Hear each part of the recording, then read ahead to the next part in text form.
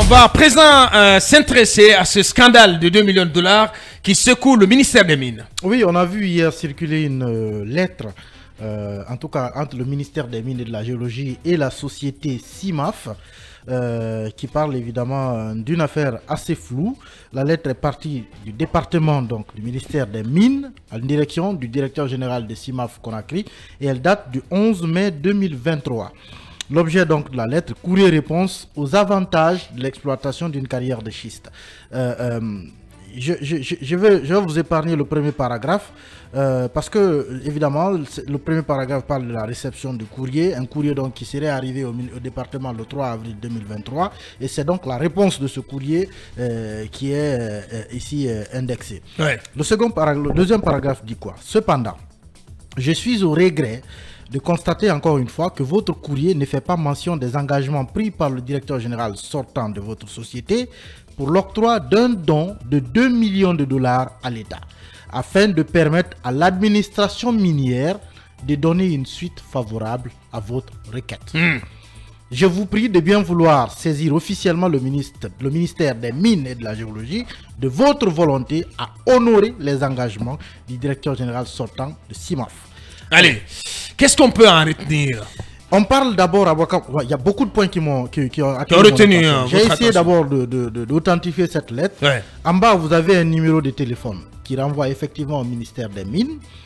Vous avez ensuite Yacouba Kourouma, le conseiller économique et fiscal, qui existe effectivement au ministère des Mines. Vous avez la décharge donc de la société CIMAF. Donc ça veut dire que d'abord, en voyant en tout cas cette lettre avec cette décharge, on sait qu'elle sort du ministère des Mines, oui, pas du côté de la société. Donc on a cette décharge également du côté de la société donc CIMAF. Donc des éléments en tout cas qui renvoient au fait que la lettre est authentique. En tout cas, jusqu'à preuve du contraire. Et on parle d'un don de 2 millions de dollars. Sauf que, moi, je le disais tantôt, un certain nombre de zones d'ombre quand même. Parce qu'on dit don de 2 millions de dollars à l'État. Pourquoi le responsable d'une société minière ferait-il un don pour le traitement de son dossier? Ouais. Est-ce que le code minier prévoit que lorsque vous voulez que votre société soit, votre dossier soit traité, vous devez payer 2 millions de dollars? Parce qu'il y a quand même, tout est codifié, tout est réglementé dans le code minier, dans les conventions. Ouais. Là, on dit au monsieur ensuite que c'est pour donner une suite favorable. Ouais, à votre requête. Donc, on conditionne le traitement et, en tout cas, l'acceptation du dossier par le paiement de 2 millions de dollars. Mais sauf que le conseiller économique et social qui a signé cette lettre en PO au nom du ministre n'a pas cité de disposition légale sur laquelle il se base pour dire que la société doit payer 2 millions de dollars pour qu'elle ait une suite favorable à sa requête. Encore une fois. Et est-ce que ça veut dire que si la société ne paye pas 2 millions de dollars, elle n'aura jamais une suite favorable? Ou alors, si la société paye 2 millions de dollars, elle aura une suite favorable même si son projet n'a aucun sens, même si son projet ne rapportera rien à l'État, il lui suffit de payer 2 millions de dollars, on va lui donner une suite favorable. Ça fait quand même beaucoup de flou autour desquels le ministère doit pouvoir s'expliquer, parce que là ce que l'on voit c'est clairement de la corruption, en tout cas présumée, c'est un pot de vin présumé, jusqu'à ce que le ministère nous prouve que l'État guinéen ou en tout cas le département est en droit de demander un tel montant à une société pour donner une suite favorable à son dossier. Et c'est que l'on dit que c'est pour permettre à l'administration fiscale. Est-ce que ça veut dire que c'est pour arroser le système qui est sur la ligne jusqu'à l'obtention donc de l'autorisation, parce que la société demande en réalité à ce qu'elle ait peut-être l'autorisation d'exploiter une carrière de schiste en Guinée. C'est ce qu'elle demande. Maintenant, les autorités du ministère des Mines conditionnent le traitement et éventuellement la délivrance d'une autorisation pour l'exploitation de cette carrière de schiste au paiement donc de 2 millions de dollars. Donc qui, semble-t-il, est une promesse de CIMAF. Et là-dessus, Abouakar, justement, la lettre rappelle que c'est le directeur, l'ancien directeur de la société qui a promis 2 millions de dollars. Est-ce qu'un ancien directeur d'une société est obligé de promettre, si c'est une disposition légale qui prévoit cela, encore une fois, je reste à la présomption, si c'est une disposition légale qui prévoit qu'il faut payer 2 millions de dollars, est-ce que l'ancien directeur général est obligé de promettre de respecter une loi? Et si c'est une loi, Pourquoi le département ne dit pas votre société n'a pas satisfait à l'article tel du code tel ou de la loi telle? Pourquoi cela n'est pas dit? On ne cite aucune disposition légale. On se base tout simplement sur la promesse d'un directeur qui dit, peut-être qui a dit dans la foulée, si vous donnez cette autorisation, je vous promets 2 millions de dollars. Mais le plus grave dans cette affaire, c'est le fait de conditionner, doyen Mamadou Jean Baldé, le fait de conditionner le traitement et éventuellement la délivrance d'un permis d'exploitation d'une carrière, de répondre favorablement à la requête de CIMAF, de conditionner cela au paiement de cet argent, de ce montant de 2 millions de dollars, une promesse de l'ancien directeur de CIMAF. C'est ce qui est grave. Il s'agit... C'est une corruption... à ciel ouvert. Une corruption aggravée. C'est de la corruption, ce sont des échanges de bons procédés pour parler de manière classique. Donc on voit que les vieilles pratiques ont toujours la peau dure dans notre pays. Et le ministère des Mines, le secteur minier, c'est le secteur par prédilection de cette corruption, parce que là, il y a beaucoup de sous à engranger. Ceux qui viennent sont obligés, sont forcés à verser des sous de table aux commis qui sont non seulement dans ces départements, mais aussi autour du monarque. C'est pourquoi les affairistes, on en compte beaucoup, aussi bien, surtout à la présidence. Ça ne date pas d'aujourd'hui. On le sait, c'est pourquoi dès que, même si quelqu'un, on prétend que un Guinéen occupe de hautes fonctions à l'extérieur, mais dès qu'il est nommé en Guinée, il se précipite pour venir. C'est pas pour servir la République, c'est pour se servir. Parce qu'il y a des sous à gagner en Guinée, à Boubacar. Donc on a besoin que le ministre Moussa Keïta nous explique, parce que il doit servir le peuple et non c'est Magasuba Keïta ou bien. Quoi, je sais pas. Et on nous apprend que le Conseil économique qui a signé le courrier, ce courrier qui fait polémique dans l'opinion, est prêt donc à s'expliquer. Donc on va l'appeler dans un instant. C'est Kounduno du FNDC, voilà, qui en parle également dans une tribune qui est disséminée dans la presse ce matin. Secteur minier, le terreau fertile de la corruption sous le CNRD. Dans une lettre que le ministère des Mines et de la Géologie a adressée au directeur général de l'entreprise Ciment d'Afrique, CIMAF, Ayoub Arab, pour réclamer un don de 2 millions de dollars américains. En réponse, le patron de la dite société se serait engagé à s'en acquitter auprès de l'administration minière. Ceci en violation flagrante de l'article 154 du code minier guinéen qui stipule il est interdit à toute société active ou intéressée au secteur minier guinéen ou à tout fournisseur, directeur, employé, représentant ou sous-traitant d'une telle société ou à tout actionnaire de celle-ci agissant au nom d'une telle société sous peine de poursuite de proposer des offres, promesses, dons, présent ou avantage quelconque à un fonctionnaire, un officiel du gouvernement guinéen ou à un élu afin d'influencer une décision ou un acte pris dans le cadre de l'exercice des fonctions relatives au secteur minier. Voilà. Ce n'est pas du tout le premier scandale qui secoue le département des mines, l'icône. Matin, je me demande où est l'agent judiciaire de l'État qui est prompt à poursuivre les anciens dignitaires. Où est le procureur spécial, mon ami monsieur Ali Touré, de la CRIEF, face à cette tollée? Où est le ministre Charles White de la Justice? Où est le Premier ministre? Où est le président colonel Doumbouya, dont la main ne devrait pas trembler devant la corruption? Absolument. Lucien Camara est mort à cause de 20 millions. Alors... Là, on parle de 2 millions de dollars. Ça, c'est au moins plus de 20 milliards. C'est 20 milliards, hein? 18 milliards. 18 milliards. 18 milliards et quelques. Et oui, c'est à partir de 1 donc là, elle est 18 fois compétente. Bien sûr. Allez, du ministre Moussa Magasuba, ministre des Mines et de la Géologie. Merci d'avoir... Des précisions. Merci d'avoir répondu à nos questions. Voilà, je vous sens tous trépignés d'impatience pour décortiquer. Allez. D'abord, moi, je ne suis pas du tout convaincu par les explications du conseiller économique et fiscal. Mais non, personne. L'information ici. Mais il n'a répondu à aucune de nos questions, Manu. Il a tout éludé. Il n'a pas pu répondre. Il n'a pas éludé. Il ne pouvait pas répondre parce que c'est aussi clair que ça. Il y a l'agence nationale. On va pas longtemps radoter là-dessus. Ce que je veux. Non, c'est important. Il faut demander à la CRIEF de se saisir de cette affaire déjà, et d'exiger que le ministère des Mines, en tout cas, présente à la Guinée, au peuple de Guinée, ce courrier à travers lequel CIMAF s'était engagé à payer, à faire un don. Non, attendez, c'est important. D'abord, il faut une base juridique. Ce courrier, je vais vous dire, ce courrier, moi je mets quiconque au défi au ministère. Ce courrier, il n'existe pas. Il n'existe pas, on ne le verra pas. Mais attendez quand même. Mais j'ai quand même envie de rappeler. S'il n'existe pas. Mais on peut pas conditionner l'acceptation de la requête de CIMAF au paiement de ce montant. On peut pas. Ce montant ne lui est pas exigible. Avocat.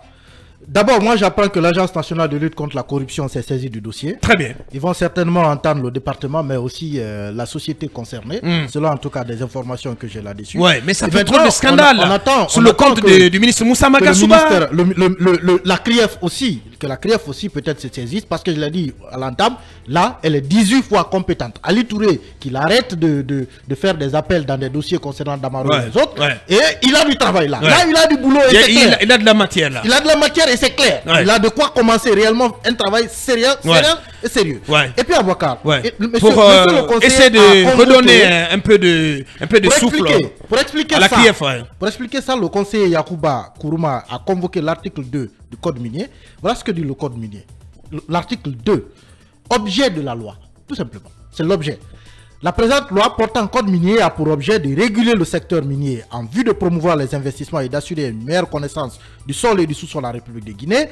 Elle vise à encourager la recherche et l'exploitation des ressources minérales et minières et favoriser le développement économique et social de la Guinée. Elle vise aussi à promouvoir une gestion systématique et transparente du secteur minier qui garantit des bénéfices économiques, sociaux, durables au peuple guinéen dans le cadre d'un partenariat réciproquement avantageux avec les investisseurs. Donc, M. Kourouma a juste pris un bout d'une phrase, mais en réalité, l'objectif de cet article-là, c'est de dire que le code minier a pour objectif de garantir une gestion transparente au bénéfice du peuple de Guinée. Et c'est dont il s'agit ici. C'est un manque de transparence. On ne voit pas déjà où est l'engagement. Mais en plus, même si la société s'y était engagée, c'est son problème. Parce que là, elle devient un corrupteur.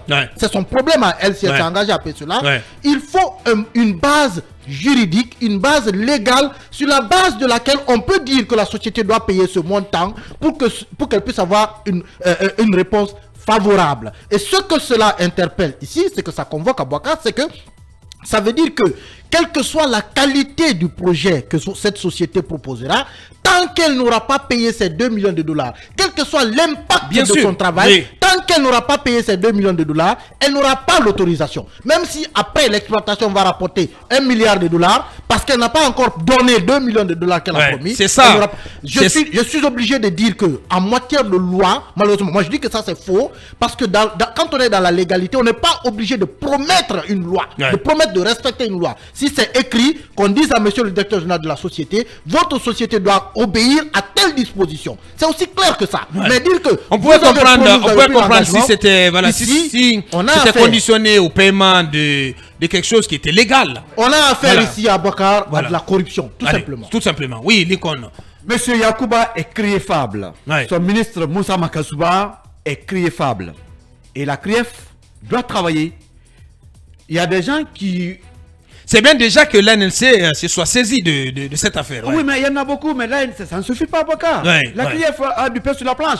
Où est le colonel? Dont la main ne devrait pas trembler devant la corruption. Pour des infrastructures, il doit le faire maintenant. Mais c'est grave. Bouakar, aujourd'hui, des Guinéens meurent à cause de moins de 20 millions à la CRIEF.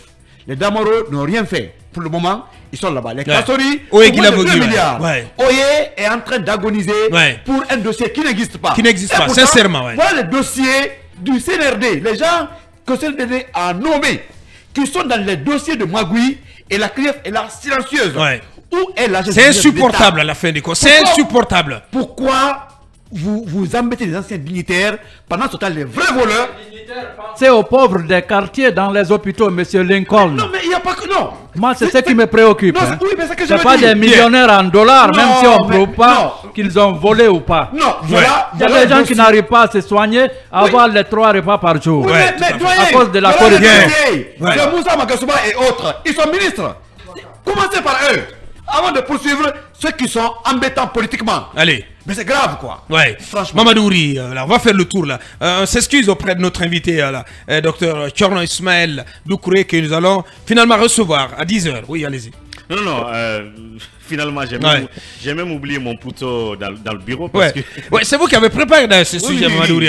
Et vous avez, d'ailleurs, félicitations, aidé à avoir ce conseil économique signataire de ce courrier qui suscite un tollé général. Absolument, dans parce que j'étais un peu affairé donc, à avoir des interlocuteurs. Bien entendu. Dans un premier temps, nous avons essayé d'avoir des interlocuteurs, des répondants au niveau de la société CIMAF. Et donc depuis hier soir, pour l'instant c'est le blackout total. Les responsables de CIMAF nous ont fait miroiter leur prédisposition à répondre. Malheureusement jusqu'à ce matin, on n'a aucun répondant du côté de CIMAF. Et ce matin j'ai essayé d'avoir donc le conseiller qui a signé ce courrier, M. Yacouba Kourouma.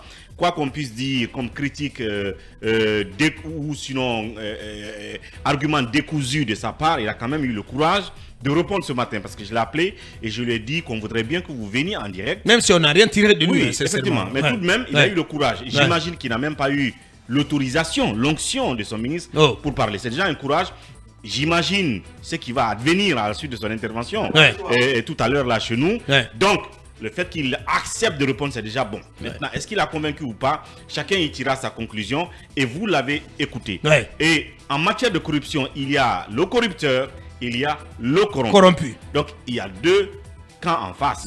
Il y a CIMAF, effectivement, si vous voulez une carrière, les conditions sont claires. La carrière qu'elle ait... Non, comme il l'a dit, la carrière qu'elle ait une valeur ou pas. Si vous voulez exploiter une carrière, il y a des conditions qui sont définies pour l'obtenir et pour l'exploiter. Vous devez aller sur cette base-là, demander l'octroi ou l'obtention de cette carrière, l'exploiter aux fins de l'évolution de votre entreprise, que de dire, bon, si vous me donnez la carrière, je vous donne 2 millions de dollars, qu'est-ce qui vous a poussé à le faire? Je ne sais pas. C'est écrit où? Non, non, non. C'est écrit où cet engagement? Voilà. C'est ce que vous avez bien fait de demander qu'on ait ce courrier de CIMAF. Moi, j'allais demander aux gars de CIMAF s'ils répondaient, est-ce qu'ils ont ce courrier qui nous le remettent? Mais j'espère que M. Kourouma nous donnera ce courrier-là. Toujours est-il quand même, je suis d'accord. Autrement, il sera obligé de le donner à la CRIEF. Je suis d'accord avec tout le monde que ce n'est pas exigible. Parce que ce n'est pas défini dans une loi qu'un don est obligatoire pour avoir une autorisation d'exploitation minière ou autre chose. Ça reste une volonté de faire un don. C'est du social, tout simplement. Vous pouvez tout simplement rappeler l'esprit que, bon, vous nous avez quand même promis de faire un don, mais ce n'est pas conditionné à l'obtention d'une autorisation d'exploiter la carrière. S'il se trouve qu'il ne répond pas aux critères qu'il faille pour obtenir une carrière, vous définissez clairement cela dans le courrier de refus, au lieu de dire qu'il faut d'abord matérialiser votre engagement de faire le don avant qu'on ne vous donne. C'est là le chien d'or. C'est là où il y a problème. Il y a problème. Et c'est là où nos confrères de Guinée, de Guinée 7 par exemple, il faut tirer chapeau à Ibrahima Sory Traoré et à son équipe. On titré le chantage et le scandale. Donc je pense que c'est quand même quelque chose qui mérite que le ministre des Mines nous parle, parce que le conseiller a signé un PO. Un PO. Ça veut dire certainement qu'il a eu l'onction et l'autorisation du ministre pour faire le courrier et signer en son nom. Donc le ministre doit parler. Ce n'est pas quand même le premier courrier de Moussa Magasuba qui se retrouve sur la place publique. Il y a eu le cas de GPC et tant d'autres. Mais comment ça se passe? Comment on gère les courriers au ministère des Mines? Il y a un problème à ce niveau aussi.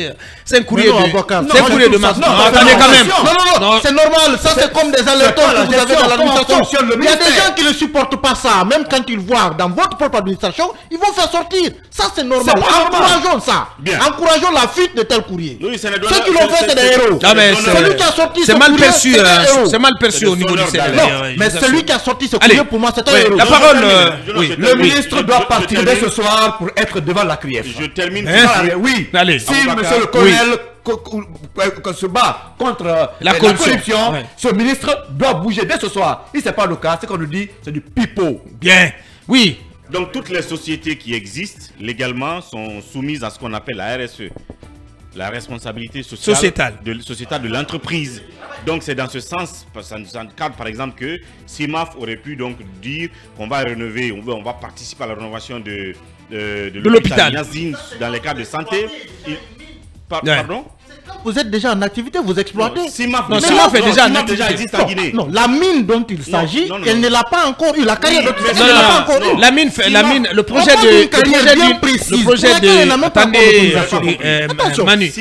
d'exploiter une carrière de schiste, c'est dans le droit fil de l'extension des activités. Mais je dis que cette activité, elle ne l'a pas encore entamée. Donc ces 2 millions de dollars ne peuvent pas être représentés comme RSE. Non, tu n'as pas compris, Emmanuel. Mais il n'y a pas d'exploitation. Allez, permettez que je donne la parole aux deux, s'il vous plaît. Il faut que j'édifie, Emmanuel. Ouais, mais on n'a plus que 4 minutes. Pour la prudence de l'entreprise, déjà qu'elle existe formellement. C'est une entreprise qui, si vous ne connaissez pas CIMAF, elle existe déjà. Elle travaille, elle produit du ciment. Donc, je vais dire, même si vous voulez avoir 1000 carrières d'exploitation de, je ne sais pas, de carrière de ceci ou de cela, vous existez déjà. Elle aurait pu mettre ça au compte de sa RSE habituelle. Merci. En tant qu'entreprise qui existe, merci, elle n'est pas obligée de conditionner sa RSE à l'obtention d'une carrière future. Merci. C'est là aussi l'interpellation de l'entreprise. Oui, bien sûr. Et sur ce, il faut qu'elle parle. Ouais. Parce que depuis hier, l'entreprise a proposé un pot de vin, le ministère s'est accroché à ça. Voilà, toutes les deux parties doivent se retrouver à la CRIEF. L'entreprise a proposé un pot de vin et le ministère s'est accroché à ça. Il y a le corrupteur et il y a le corrompu. Merci Mamadouri. Oui, Bassekou et Mamadou Djambadé qui vont se partager les 3 dernières minutes. Finalement, on vous laisse la proportion congrue. Ouais, ce que moi je veux dire, c'est que les autorités, ceux qui dirigent ce pays en ce moment, sont très mal placés désormais pour parler de lutte contre la corruption dans ce pays. Oui, Aboubacar. C'est trop excessif. Non,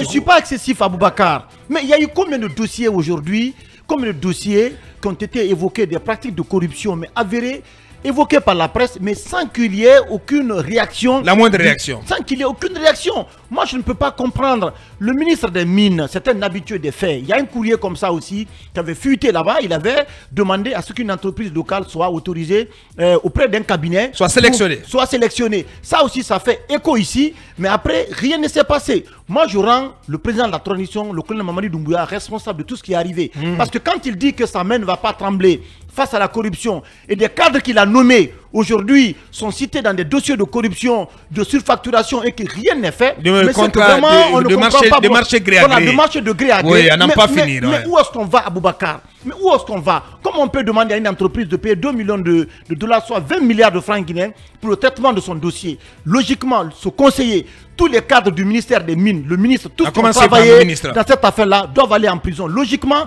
la CRIEF devrait se mettre en branle dès aujourd'hui pour demander à ce qu'ils soient entendus, parce que ce sont des pratiques de corruption et tout ça qui ne font pas honneur à la Guinée. Merci. C'est révoltant, très choquant. Très bien dit. Ouais, bien inspiré. Et merci d'avoir été bref. L'Agence nationale de lutte contre la corruption doit s'en saisir. Oui, c'est déjà fait.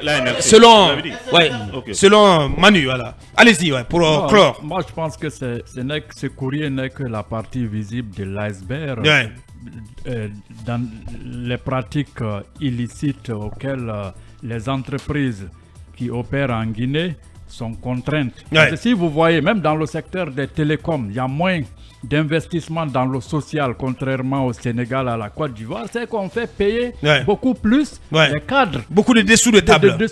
Donc, et on a eu récemment l'alerte comme quoi le ministre Magasuba aurait demandé une maison à un opérateur dans le secteur minier du côté de Taouya pour signer un permis, en tout cas, permis de recherche. Et puis tout ça, c'est quand même grave. Tout ça, le président, il est vous refusez de signer le permis, de renouveler le permis de... Mamadou, vous en avez parlé ici. Vous refusez de renouveler le permis de recherche d'une société guinéenne parce que vous exigez qu'elle vous donne auparavant une maison. Mais c'est quand même grave. On trouve que ça, c'est normal en Guinée. Donc, je crois que le colonel, il sait tout ça. Donc, il sait tout ça. Tout comme son entourage. Et finalement, voilà. Mais les forces centrifuges ont fini de l'étouffer. Non, ce dossier, il ne pourra rien. Ce dossier spécifique dont vous parlez, les vocaux, donc les sons. Oui, je sais que vous avez tous les éléments. Les audios, les échanges et tout. On est en train de les mettre en ligne et on va les aider. Allez. Ça sent très très mauvais du côté du ministère des Mines et de la Géologie. Et ça donne pas bonne mine à nos mines. Nous marquons la pause. On est de retour dans quelques instants.